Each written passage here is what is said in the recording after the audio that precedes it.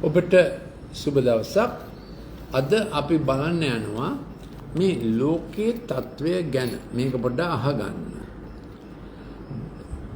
දෙවියන් වහන්සේට බය නැත්තා වූ මිනිසයන්ට ගරු නොකළා වූ විනිශ්චයකාරයෙක් එක් නුවරක සිටියේ. ඒ කියන්නේ බලයේ ඉන්න අය.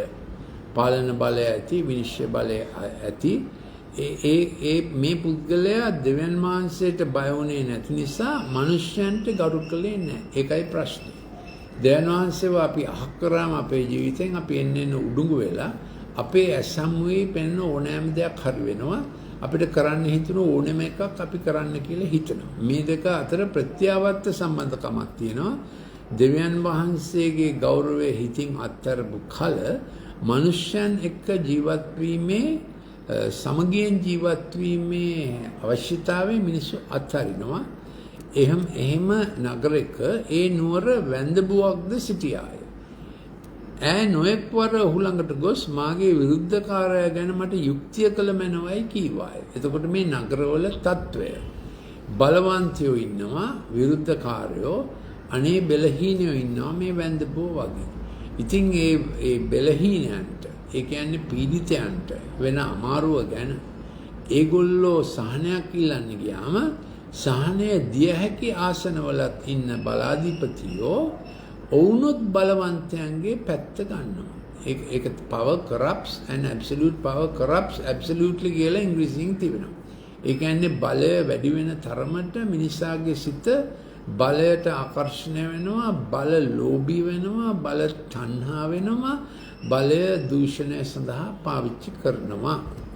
ඉතින් හැබැයි මේ සමීකරණය මෙතනින් ඉවර නැහැ. ඔහු ළඟට ගොස් මාගේ විරුද්ධකාරයා ගැන මට යුක්තිය කළ මැනවයි කීවාය. ඇය එහෙම ඉල්ලුවට ඇයට යුක්තියක් ලැබුණේ නැහැ.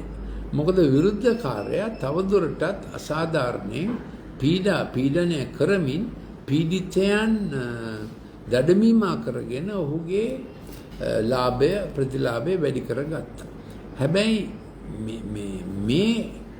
මේ ගේම යනකොට මේකට ඉන්නවා අම්පයර් කෙනෙක්. අදෘශ්‍යමාන අම්පයර් කෙනෙක්. ඒ තමයි දෙවියන් වහන්සේ. එතකොට දෙවියන් වහන්සේ මේ ගේමට බැහැලා අර දුක්ඛිතයාගේ පැත්ත වෙනුවෙන් දෙවියන් වහන්සේ ක්‍රියා කරනවා. එතකොට උන්වහන්සේ බොහෝ සැරයක් ඒ උඩුඟු තැනැත්තාට මේ ගැන කියනවා. දේවචනේ කියනවා ඒ උස්ථානයේ විනිශ්චයක් තිබේ. ඒ දුෂ්ටයාට පවා දෙවියන් වහන්සේ chance එකක් දෙන සේක. ඔහුගේ දුෂ්ටකම මැඩපවත්වමින්, ඔහුට තරවටු කරමින්, ඔහුට වෙට්ටු දමමින්, මම මේ වචනය පාවිච්චි කරොත් එක එක විදිහට ඔහුව අවහිර කරමින් දුෂ්ටයාට දෙවියන් වහන්සේ පෙන්නනවා බලවන්තයාට ඔය විදිහට කරන්න එපා. දුක්ඛිතයෝ එන්න වැඩි වෙනවා. ඉතින් සුළුතරයක් පීඩකයෝ ලෙස, බහුතරයක් දුක්ඛිතයෝ ලෙස ජන සමාජය හැඩගැස්වෙනවා. ඉතින් එහෙම ජන සමාජයක දෙවිපියාණන් වහන්සේ අම්පය වගේ ක්‍රියා කරනවා. අම්පය කියන්නේ මොකද්ද? නෝ බෝල් කියනවා. වයිඩ් කියනවා.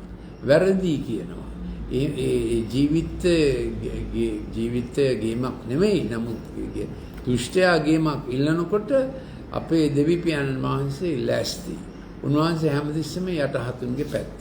ඒක නිසා මෞංකාර දෙවියන් වහන්සේ මිනිස් ලොවට එනකොට උන්වහන්සේ ඉතා දුක්ඛිත දිනිදු පවුලක තමයි ඉපදුනේ. එතුමාගේ භෞමික පියා ජුසෙතුමා වඩුවෙක්. ඉපදුනේත් බොහොම දුප්පත් පැත්තක ගලිලේ.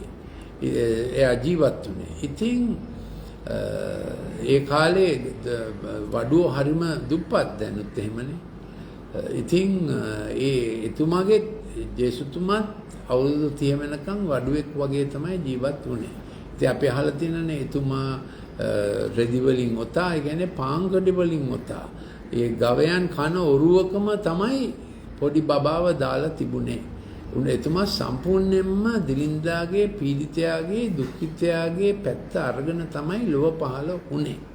ඒකට කියන්නේ දේවභක්තිකමේ අභිරහස කියලා. ඉතින් එහෙම ආවේ ඒ යට ඉඳන්ම පටන් අරගෙන දුක්ඛිතයන්, පීඩිතයන්. හැබැයි එතුමාව හම්බ වෙන්න ආවා ඒ ප්‍රදේශයේ ප්‍රධාන ටැක්ස් ගෑදර සාකියුස් කියලා. එතුමාව හම්බ වෙන්න ආවා ඒ ප්‍රදේශයේ රෝමා අධිරාජ්‍යයේ ප්‍රධාන සෙන්චුරියන් කර්නල් ඒ ඔක්කොටමත් එතුමා සුභාරංචි කියලා දුන්නා. එම නිසා එතුමා වෙනසක් නැතුව බලවන්තයාටත් පීඩිතයාටත් එක ලෙස ගැලවීමේ මාර්ගය කියලා දුන්නා. දැන් ඔබගේ තත්ත්වය මොකද අහන් ඉන්නේ? ඔබ බලවන්තයෙක්ද පීඩිතයෙක්ද? ඔබ දුක්ඛිතයෙක්ද දුක් දෙන්නෙක්ද? ඔබ වලහෙක් ලෙස ගොරවනවද? පරවියෙක් ලෙස කොබෙයියෙක් ලෙස කෙඳිරි ගන්නවද? ඒකේ තව පැත්තක් තිබෙනවා. බලවන්තයෙක් ඉදිරියේ ඔබ පරවියෙක් ලෙස කෙඳිරි ගාලා දුක්ඛිතයෙක් අහුනාම වලහෙක් ලෙස ගොරවනවද නේද? එමනේ පාරේ නීතිය. ඒ කියන්නේ පොඩි මෝටර් සයිකලයෙන් යන එක්කෙනා අර බයිසිකලයට තර්ජනය කරනවා. එතකොට එනවා එන 6 සිලින්ඩර් මෝටර් සයිකලයක් අනිත් පොඩි මෝටර් සයිකලයේ පාර අත්හැරලා කානුවට දුවන්න වෙනවා.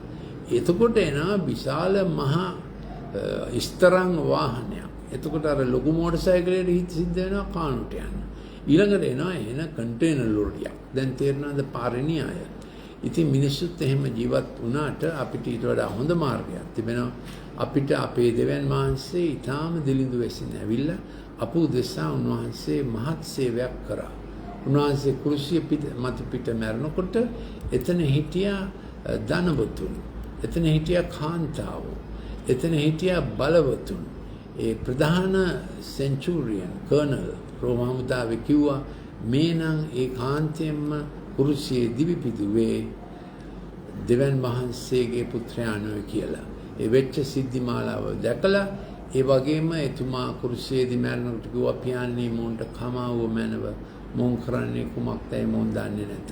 ඉතින් ඒ ශතාධිපතිය දැකලා තියෙනවා කුරුසිය යන ගහන අය. ඒ කියන්නේ කුරුසිය කියන්නේ රෝම මරණ දඬුවමේ ක්‍රමය. අපේ එල්ලුම් ගහ වගේ. එකම දේ එල්ලුම් ගහේ එල්ලුවම ටක් ගාලා මැරෙනවා. සමහර රටවල මරණ දඬුවමේ දෙන්නේ සයනයිඩ් එකක් ගහලා ටක් ගාලා මැරෙනවා. ඇමරිකාවේ මරණ දඬුවමේ දෙන්නේ ඉලෙක්ට්‍රික් පුටුවේ තියලා ටක් ගාලා මැරෙනවා හાર્ට් එක නැතිලා. හැබැයි කුරුසියේ එල්ලුවම පැය ගණන් යනවා මැරෙන්න. ඒක බොහොම වද දෙන ක්‍රමයක් මරණය සඳහා. ඒ විතරක් නෙමෙයි ප්‍රසිද්ධියනේ එල්ලන්නේ. දැන් මරණ දඬුවමේ දෙන කාවත් ප්‍රසිද්ධිය එක කරන්නේ නැහෙනි. වෙන කවුරුත් එතන නැහැ. මරණ දඬුවමට නියම වූ තැනැත්තාට උනත් යම් ගෞරවයකින් තමයි මරණ දඬුවමට මුහුණ දෙන්නේ.